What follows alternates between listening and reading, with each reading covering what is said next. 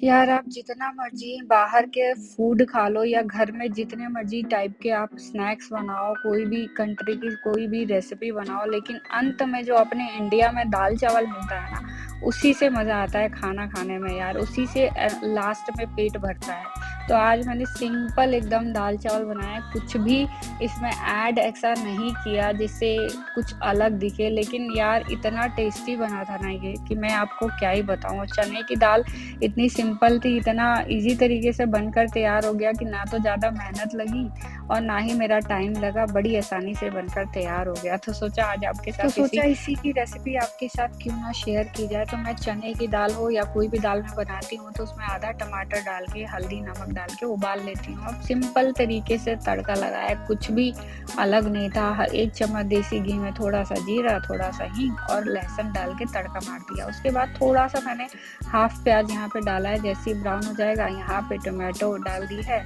और थोड़ी सी tomato puree रखी थी तो वो भी डाल दी, अगर आपके पास नहीं हो तो स्किप कर दें।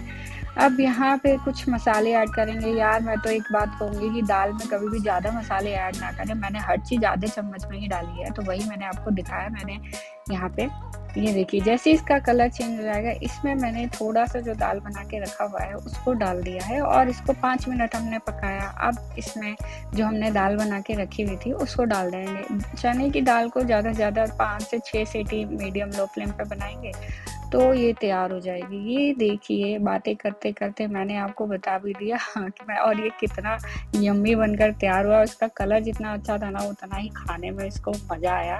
दाल चावल और आलू के मैंने यहाँ पे स्नैक्स बनाए थे, तो सोचा ये भी इसके साथ ही खा लूँ। तो आपको मेरी ये रेसिपी कैसी लगी तो प्लीज़ मेरे चैनल को लाइक, सब्सक्राइब या शेयर करना ना भूलें। Thank you.